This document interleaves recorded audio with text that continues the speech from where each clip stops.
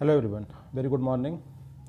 और हम डिस्कस करने जा रहे हैं गाइस एक comparative review, comparative discussion about the green algae जो कि Uttar Pradesh PGT and TGT biology lectureship examination के सिलेबस में है गाइस।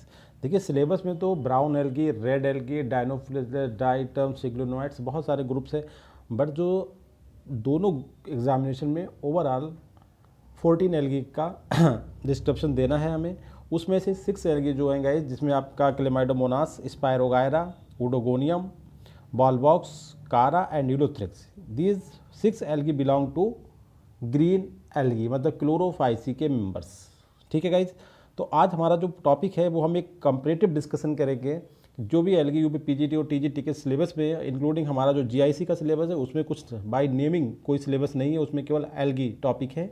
तो उसके अकॉर्डिंग भी वेरी इंपॉर्टेंट लेक्चर। इस लेक्चर के अकॉर्डिंग अगर हम बात करें तो इन सभी एल्गी को सेपरेटली, इनका जो स्ट्रक्चर, इनका मार्फोलॉजी एंड इनके रिप्रोडक्शन के बारे में हम ऑलरेडी बात कर चुके हैं। एंड देन जो आज हम बात करेंगे, this is a comparative review. Comparative review मतलब हम एक कंपैरेटिव स्ट्रक्चर बना के हमने बात करी है, तो उससे हमें कुछ ऐसी इन्फॉर्मेशन मिलेंगी जो कॉमन होंगी और जो बेसिक डिफरेंसेस होंगे, और सबसे इंपॉर्टेंट बात कि एक very short period of time में हम इन सभी एल्गी को रिवाइज कर सकते हैं। और इसमें जो बहुत जिन्हें कहना चाहिए बहुत मोटे मोटे जो इन्फॉर्मेशन, जो फीचर्स हैं, उन्हें हमने हाईलाइट किया गाइस। तो सबसे पहले आपने देखा है कि हमारे जो टॉपिक हैं उसमें हमने 6 एल्गी को पढ़ना है। जैसे आप पहले पिक्चर के थ्रू गाइस रिव्यू कर लें इन्हें कि कौन से एल्गी हमें डिस्कस करना है इनमें एक शॉर्ट पीरियड ऑफ टाइम में। तो हमारे पास आप जैसा पिक्चर में देख रहे हैं गाइस, क्लेमाइडोमोनास, स्पायरोगायरा, आपका ये ओडोगोनियम, बॉलबॉक्स, कारा और यूलोथ्रिक्स के बारे में हमें बात करना है गाइस। ये 6 एल्गी जो है ग्रीन एल्गी ग्रुप मतलब क्लोरोफाइसी को बिलोंग करते हैं, जिसमें कारा जो है स्पेशली कैरोफाइसी को बिलोंग करता है, मतलब ग्रीन एल्गी होता है, बट वो थोड़ा सा डिफरेंट होता है। हमने ऑलरेडी आपको बताया। कंप्लीट लेक्चर देने के लिए बायोलॉजी विलेज चैनल पे जाइए और सबके कंप्लीट रिव्यू और इन पे बहुत सारे ढेर सारे एमसीक्यूज के डिफरेंट सेट्स के फॉर्म में पूरी तरीके से प्रेजेंट है गाइस। तो वहाँ पे जो इसकी पोजीशन थी, वहाँ पे एक लॉन्ग टर्म वे में पढ़ाया था। यहाँ पे हमें कंपैरेटिव रिव्यू करेंगे। जैसे हम क्लेमाइडोमोनास के बारे में बात करते हैं गाइस, सबसे पहला जो हमने स्पेशल पॉइंट दिया वो क्लोरोप्लास्ट शेप, कि हर डिफरेंट एल्गी में क्लोरोप्लास्ट की जो स्ट्रक्चर होती है, जो आकृति होती है, डिफरेंट शेप की होती है, और मोस्ट ऑफ द एग्जामिनेशन में क्वेश्चन ये भी रहता है। इसके अलावा जो इनके कंप्लीट फीचर्स हैं, जो स्पेशल फीचर्स हैं, बहुत ज़्यादा इनके रिकॉर्डेड जिन्हें कहना चाहिए डेजिग्नेटेड फीचर जो होते हैं हर एक एल्गी। जैसे क्लेमाइडोमोनास के केस में अगर हम कहें तो इसमें 2 टाइप के गैमीट होते हैं, जैसे एक नेक्ड गैमीट होते हैं और एक क्लॉथ गैमीट होते हैं। तो नेक्ड गैमीट को हम जिम्नो गैमीट बोलते हैं और क्लॉथ गैमीट को हम कैलिप्टोगैमिट बोलते हैं। It is important. दूसरा पॉइंट आता है जो इसमें क्लोरोप्लास्ट हमने बताया ना, क्लोरोप्लास्ट होता है वो सी शेप्ड होता है, मतलब कॉलर शेप्ड होता है। इसके बाद अगर हम बात करें जो इसमें रिप्रोडक्टिव स्ट्रक्चर्स होती है, जैसे इसमें गैमीट कैसा होता है, इसमें जूस्पोर कैसा होता है, इसमें एंथ्रोजॉइट कैसा होता है गाइस। ठीक है। और दूसरा पॉइंट है कि इसकी जो स्पीसीज होती है उसमें होमोथैलिक भी होती है, मतलब वही बात आ जाती है कि मोनेसियस भी होती है और डायसियस। हेट्रोथैलिक का मतलब डायसियस, हेट्रो का मतलब 2 थैलस पे, और होमोथैलिक का मतलब एक ही थैलस पे दोनों टाइप के रिप्रोडक्टिव ऑर्गन का डेवलपमेंट हो जाना। और जो इसके सिलेटेड जूस पोर्स होते हैं जो एसेक्सुअल रिप्रोडक्शन के लिए काम करते हैं, वो भी आपके बाइसिलेटेड होते हैं। और जो गैमीट्स होते हैं वो भी आपके बाइफ्लैजेलेट होते हैं। और जो एंथ्रोजॉइड्स होता है, जिसे हम कह सकते हैं जो एंथ्रेडिया में बनता है, वो भी आपका बाइफ्लैजेलेट होता है, मतलब गैमीट की फॉर्म में अगर हम बात करें उसे, तो जाहिर सी बात है गैमीट ही है। मेल और स्पर्म, मेल वाला आपका एंथ्रोजॉइड हो गया और फीमेल वाला ओवम हो गया। तो एंथ्रोजॉइड या गैमीट की अगर क्वेश्चन आता है तो बात एक ही है, गैमीट और एंथ्रोजॉइड, बट यहाँ पर दोनों को ध्यान रखना कि दोनों बाइफ्लैजेलेट होते हैं। और जो जूस पोर्स होता है इसका, वो भी बाइसिलेटेड होता है। और जो एंथ्रोजॉइड बनते गए वो थोड़ा नंबर में बनते, लार्ज नंबर में, मतलब 16 to 32। तो आपने देखा कि वेरी शॉर्ट टाइम में हमने जो रिपीट कराया कि इसका जो क्लोरोप्लास्ट का शेप कैसा होता है। दूसरा आपको बता दिया ग्रीन एल्गी, वो तो आपको बहुत ही कॉमन सा क्वेश्चन है। और सबसे इंपॉर्टेंट बात कि इसमें जो एंथ्रोजॉइड्स और जो जूस पोर्स हैं उन पे number of flagella. And third one कि इनके स्पेशल फीचर, जैसे कि इसमें जिम्नोगैमीट और कैलेप्टोगैमीट का कंसेप्ट होता है गाइस। और इसमें बहुत सारी जो इन्फॉर्मेशन है वो आप कंप्लीट लेक्चर पे जाकर देख सकते हैं। सेकंड पॉइंट हमारा हम बात करें स्पायरोगारा गाइस। देखिए स्पायरोगारा के बारे में अगर हम बात करते हैं तो सबसे पहले हमने जो अभी आपको रिसेंट में एल्गी पढ़ाया था इक्टोकार्पस। इक्टोकार्पस से हमने इसकी सिमिलरिटी बताई थी कि जो इक्टोकार्पस में क्लोरोप्लास्ट की शेप होती है, जैसे कहते हैं रिबन शेप्ड या स्पायरल, उसी तरीके का क्लोरोप्लास्ट इक्टोकार्पस में होता है। जबकि इक्टोकार्पस क्या है, ब्राउन एल्गी, और हम जो बात कर रहे हैं स्पायरोगारा, ये आपका एक ग्रीन एल्गी। कॉमनली इसे हम क्या बोलते हैं, पॉन्ड सिल्क, पॉन्ड स्कम या वाटर सिल्क के नाम से इसे हम कॉमनली जानते हैं। और अब इसके बारे में आती है इन्फॉर्मेशन जो मेजर पार्ट होता है वो रिप्रोडक्शन से होता है। जैसे हम इसमें बात करें आइसोगैमस कॉन्जुगेशन, तो कॉन्जुगेशन की जो मेथड होती है वो सेक्सुअल रिप्रोडक्शन की होती है। वो स्पेसिफिक अगर एल्गी में किसी में बात करें तो केवल स्पायरोगारा में पाई जाती है। इसके बाद एकाइनेट फॉर्मेशन भी आपने देखा होगा। एकाइनेट फॉर्मेशन आपने ब्लू ग्रीन एल्गी में भी हम बात करेंगे, आगे बताएंगे आपको। इसके बाद जो गैमीट्स होते हैं, ये देखिए इंपॉर्टेंट पॉइंट, वो नॉन फ्लेज, कोई भी फ्लेजला नहीं होता, उसमें कोई मोटाइल स्ट्रक्चर करने की मतलब कोई मूविंग जो व्हीकल से होता है, इसमें फ्लेजला नहीं होते हैं। इसके बाद एसेक्सुअल रिप्रोडक्शन भी होता है और वेजिटेटिव रिप्रोडक्शन भी होता है, जो कि फ्रेगमेंटेशन के थ्रू होता है। इसके बाद अगर हम बात करें जो कॉन्जुगेशन होता है इसमें, वो दो टाइप से होता है। जो मोस्ट ऑफ द स्पीसीज होती है बॉल स्पायर वगैरह की, उसमें स्केलरी फार्म जिसे कहते हैं लेडर लाइक, या जिसमें सिली लाइक स्ट्रक्चर बनती है, लाइक दैट, इस तरीके का कॉन्जुगेशन होता है। और जो कम स्पीसीज में होता है लेटरल कॉन्जुगेशन बोलते हैं, वो केवल इसकी एक स्पीसीज होती है, जैसे कि स्पायर वगैरह, एफिनिस में होता है लेटरल कॉन्जुगेशन। और एक आइसो कॉन्जुगेशन भी होता है, आइसोगैमस कॉन्जुगेशन होता है। तो आपको ध्यान रखना है कि स्केलरी जो फार्म कॉन्जुगेशन है वो मोस्ट ऑफ द स्पीसीज आप स्पायर वगैरह में पाया जाता है, और सेकेंडरी है लेटरल कॉन्जुगेशन। इसके अलावा वेजिटेटिव रिप्रोडक्शन भी होता है जो फ्रेगमेंटेशन के थ्रू होता है।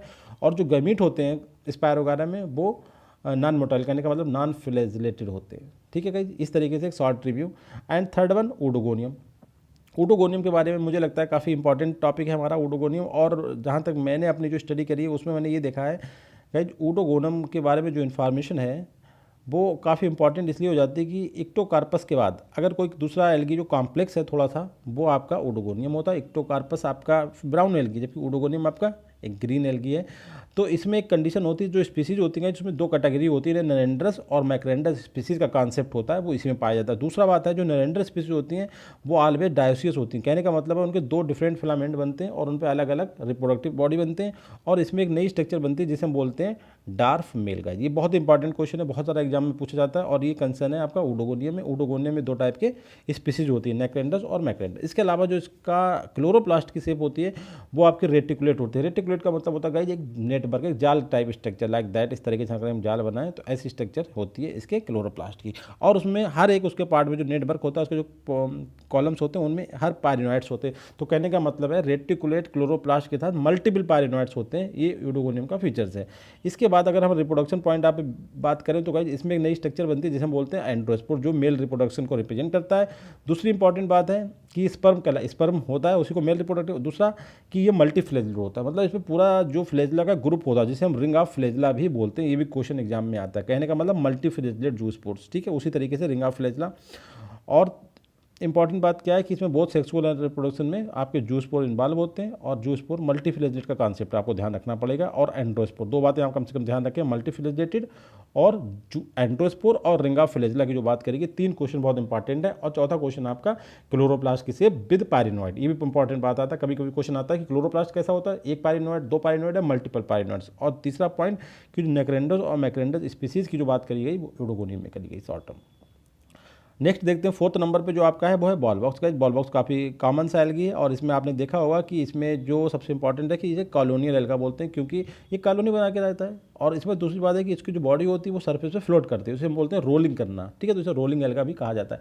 इसके बाद अगर हम देखें तो इसके अंदर जो क्लोरोप्लास्ट होता है वो कप शेप्ड होता है, ठीक है, कप शेप्ड होता है। जैसा कि हमने आपको बताया था सी शेप्ड होता है क्लेमाइडोमोनास में, कप शेप्ड होता है आपका बॉल बॉक्स में। अब बॉल बॉक्स के बारे में कुछ स्पेशल फीचर की बात करें तो इसके रिप्रोडक्शन में एक स्टेज बनती है डेवलपमेंटल की। जब हम बात करते हैं एम्ब्रियोलॉजी की बात करते हैं तो उसमें एक प्लेकिया स्टेज बनती है जो 8 स्टेज की सेल होती है, तो बोलते हैं ऑक्टेंट स्टेज या प्लेकिया स्टेज, ठीक है। और ये एसेक्सुअल रिप्रोडक्शन के दौरान बनती है।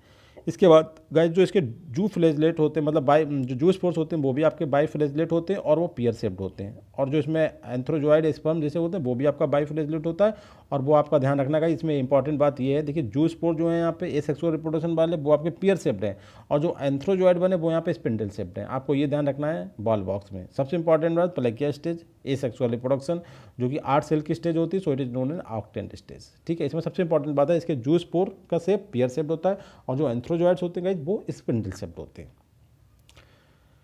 इसके बाद हम बात करते हैं कारा। कारा अपने आप में बहुत स्पेशल है गाइस, क्योंकि ये कैरोफाइसी का मेंबर्स है, प्योरली फ्रेश वाटर में पाया जाने वाला। कॉमनली इसे हम क्या ब्रिटल स्टार या स्टोन बर्ड कहते हैं, क्योंकि इसकी बॉडी पे कैल्शियम कार्बोनेट और मैग्नीशियम कार्बोनेट का एक इनक्रस्टिंग मतलब एक लेयरिंग पाई जाती है गाइस। एक तो इंपॉर्टेंट बात ये है। दूसरी बात है कि इसका जो क्लोरोप्लास्ट होता है वो डिस्क्वाइड होता है, और पायरिनोइड उसमें बिल्कुल नहीं होता। इंपॉर्टेंट पॉइंट ये, पायरिनोइड बिल्कुल, जबकि ऊपर वाले में देखा था सेवरल पायरिनोइड्स, यहाँ पे बिल्कुल पायरिनोइड्स नहीं है, नो। अब आगे बात करते हैं इसके फीचर्स की बात में। अगर हम बात करें कारा की, तो कारा के फीचर्स में सबसे इंपॉर्टेंट पॉइंट गाइस, बहुत ही ज़्यादा क्वालिटीज है। इसके बाद कोरोना सेल्स होती हैं जिनका नंबर 5 होता है, और भी सेल्स होती हैं इसके अंदर, सील्ड सेल होती हैं, ट्यूब सेल्स होती हैं, बट सबसे इंपॉर्टेंट हम आपको बता रहे हैं। वो पूरा लेक्चर देखने के लिए हमारा आप चैनल पे जाइए। एक शॉर्ट टर्म के बारे में बात करें तो कोरोना सेल होती है जिनका नंबर 5 होता है। इस एल्गी के पास H2S की स्मेल आती है, जैसे वोलेटाइल हाइड्रोजन मेटाबॉलिज्म आपने देखा था एक्टोकार्पस में, ब्राउन एल्गी। इस तरीके से आपका कारा में H2S की स्मेल आती है। उसके बाद इसमें मैग्नीशियम कार्बोनेट और कैल्शियम कार्बोनेट की पूरी लेयरिंग कवरिंग पाई जाती है। इसके बाद सबसे ज़्यादा इंपॉर्टेंट मतलब मोस्ट इंपॉर्टेंट पॉइंट इसका है कि इसके अंदर इसकी जो पॉइंट्स होती हैं उसमें स्टेटोलिथ पाई जाती है इसकी बॉडी में। और स्टेटोलिथ क्या होता है रियल में, बेरियम सल्फेट के क्रिस्टल्स होते हैं जो इसके इक्विलिब्रियम में बनाए रखने में मदद करते हैं। इसके अलावा आप इसके जो एंथ्रोजॉइड्स होते हैं गाइस वो बाइफ्लैजेलेट होने के साथ स्पिंडल शेप्ड होते हैं, जैसे कि बॉल बॉक्स में देखा था आपने। और इसके जो मेल रिप्रोडक्टिव आर्गन होते हैं उन्हें हम ग्लोब्यूल कहते हैं, और जो फीमेल होते हैं उन्हें हम न्यूक्यूल कहते हैं। ये पॉइंट इंपॉर्टेंट है। इसके बाद इसकी जो मोस्ट स्पीसीज है वो मोनेसियस होती है, मतलब एक ही स्पीसीज में दोनों रिप्रोडक्टिव आर्गन्स होते हैं। इसके साथ साथ प्रोटेंडर्स भी देखी गई हैं। प्रोटेंडर्स का मतलब मेल रिप्रोडक्टिव पार्ट पहले डेवलप हो जाए और फीमेल वाला बाद में। इससे क्या होता है, यहाँ पे मोनेसिस होने के बावजूद क्रॉस फर्टिलाइजेशन देखने को मिलता है, मतलब एक मोनेसिस एक प्लांट को दूसरे प्लांट से स्पोर आके जो है वो फर्टिलाइज करते हैं, जबकि खुद में क्या है मोनेसिस मतलब बाइसेक्सुअल वाली कंडीशन है, उसके बावजूद भी क्रॉस फर्टिलाइजेशन होता है। क्यों होता है, क्योंकि ये प्रोटेंडर्स होते हैं, क्योंकि जो आर्गन का डेवलपमेंट होता है एक टाइम पे नहीं होता बल्कि उसमें डिफरेंसेस होते हैं। इसके बाद एक चीज़ और इंपॉर्टेंट देखी गई, इसका जो एंडोप्लाज्म होता है इंटरनोडल सेल्स, क्योंकि इसमें नोड और इंटरनोड का इसका जो स्टेम होता है वो डिवाइड होता है, तो जो इंटरनोडल पोर्शन में जो आपका एंडोप्लाज्म होता है सेल के अंदर, उनके अंदर एक स्ट्रीमिंग मूवमेंट भी देखने को मिली है गाइस। एंड लास्ट में हम डिस्कस करेंगे इलोथ्रिक्स के बारे में। ये भी अपने आप में काफ़ी इंपॉर्टेंट एल्गी है। तो इसका जो क्लोरोप्लास्ट होता है गाइस वो कैसा होता है, ग्रिडल शेप या रिंग शेप्ड, मतलब पूरा इस तरीके से एक रिंग बनाएगा, मतलब पूरा सर्किल। और जो इसके बट इसकी इसमें दो नई बातें हैं। एक इलोथ्रिक्स का जो मैच्योर थैलस जिसकी हम बात कर रहे हैं उसमें तो ग्रिडल या रिंग शेप्ड होगा, मगर जो इसके जूस पोर्स होंगे उनके अंदर कप शेप्ड क्लोरोप्लास्ट होगा, जैसा आपने कहाँ पे देखा था गाइस, बॉल बॉक्स में देखा था। देखिए कप शेप्ड। तो ये इलोथ्रिक्स के स्पोर में जो जिस शेप का क्लोरोप्लास्ट होता है वो बॉल बॉक्स के मैच्योर थैलस में पाया जाता है, ये आपको ध्यान रखना है। और साथ में वहाँ पे बॉल बॉक्स पे आपने देखा था कि कोई भी वो नहीं था, पायरिनोइड की कंडीशन थी, मगर यहाँ पे पायरिनोइड एक क्लोरोप्लास्ट में एक जो होता है कप शेप जो क्लोरोप्लास्ट होगा तो उसमें क्या होगा, एक पायरिनोइड भी होगा। मेन प्लांट बॉडी में ग्रेडिल या रिंग शेप्ड होता है, जबकि जूसपोर के अंदर जो होता है वो कप शेप्ड होता है, मतलब दो टाइप के क्लोरोप्लास्ट का प्रेजेंट होना। नाउ अब हम इसके फीचर पर डिस्कस करेंगे। बहुत सारे फीचर्स हैं। एक तो इसका फीचर है इसमें पामेला स्टेज पाई जाती है जो कि क्लेमाइडोमोनास में पाई जाती है, ठीक है। उसके अलावा अगर हम बात करें जो इसमें जितनी भी रिप्रोडक्टिव बॉडीज बनती हैं उनमें केवल जूस पोर को छोड़ के जितनी भी बनती हैं वो सब आपकी अनफेवरेबल कंडीशन बनती हैं। जैसे आपका जाइगोट, इसमें सबसे इंपॉर्टेंट बात आपको ध्यान रखना है, इसमें जो जाइगोट होता है उसके अंदर फ्लैजेला होते हैं, मतलब जाइगोट इनका बाइफ्लैजेलेट होता है। ये इंपॉर्टेंट पॉइंट आपको ध्यान रखना है। इसके बाद जो इसके जूस पोर्स होते हैं उसमें दोनों कैटेगरी छोटे और बड़े होते हैं, माइक्रो और माइक्रो वाला कॉन्सेप्ट होता है। जो माइक्रो होते हैं उनमें बाई और क्वाड्री मतलब दो भी मतलब हो सकते हैं और चार भी फ्लैजेला हो सकते हैं, ये आपको ध्यान रखना है गाइस। जो इसके माइक्रोस्पोर्स है वो बाइफ्लैजेलेट और क्वाड्रीफ्लैजेलेट भी हो सकते हैं। जो गैमीट होते हैं गाइड वो यहाँ पे मोटाइल होते हैं, वो भी बाइफ्लैजेलेट होते हैं। और जो इसमें जाइगोस्पोर बनता है गाइड वो भी क्वाड्रीफ्लैजेलेट। देखिए क्वाड्रीफ्लैजेलेट का टर्म इससे पहले नहीं आया था, मैं आपको बता दूँ। क्वाड्रीफ्लैजेलेट का टर्म जब भी आए तो आपका आंसर क्या होना चाहिए गाइज, यूलोथ्रिक्स होना चाहिए। ये बात आप ध्यान रखें क्वाड्रीफ्लैजेलेट की बात करें। और सबसे इंपॉर्टेंट जाइगोट भी इसका बाइफ्लैजेलेट होता है। इसके बाद इसमें सेक्सुअल रिप्रोडक्शन की बात करते हैं तो आइसोगैमस सेक्सुअल रिप्रोडक्शन होता है, जबकि आइसोगैमस आपने देखा था एक कल हमने बताया स्पायरोगायरा में जो था नॉन मतलब स्पोर जो होते हैं वो नॉन फ्लैजेलेट होते हैं, तब भी उसमें वहाँ पे देखने को मिला था आइसोगैमस। और इसके अलावा आइसोगैमस कुछ स्पीसीज में मतलब लेस स्पीसीज में एक्टोकार्पस में मिलता है, मेजॉरिटी में तो एक्टोकार्पस में एनाइसोगैमस बताया था, एनाइसोगैमस टाइप का सेक्सुअल रिप्रोडक्शन होता है। बट कुछ स्पीसीज में आइसोगैमस टाइप का भी रिप्रोडक्शन होता है, जो कि आपका यहाँ पे कहाँ देखने में मिला है, यूलोथ्रिक्स में मिल रहा है, क्योंकि ग्रीन एल्गी स्टडी करें।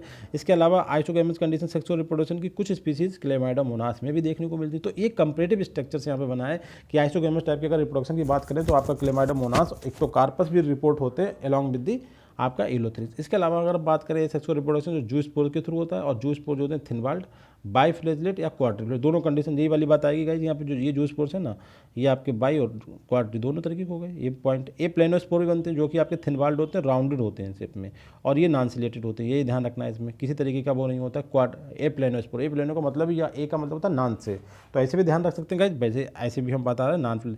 इसके अलावा हिप्नोस्पोर भी होते हैं जो थिक वाल्ड होते हैं, और स्पेशली थिक वाल्ड का मतलब अनफेवरेबल कंडीशन में बनेंगे।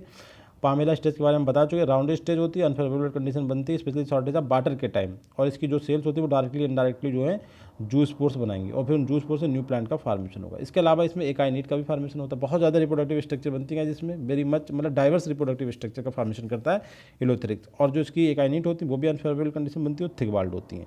तो इस तरीके से आपने ग्रीन एल्गी का एक कंपेरेटिव रिव्यू करा है और इनकी सिमिलरिटी और dissimilarity with the other algae, जो कि ब्राउन भी हो सकते हैं और ग्रीन या रेड भी हो सकते हैं, सॉरी रेड और ब्राउन भी हो सकते हैं। Thank you very much guys.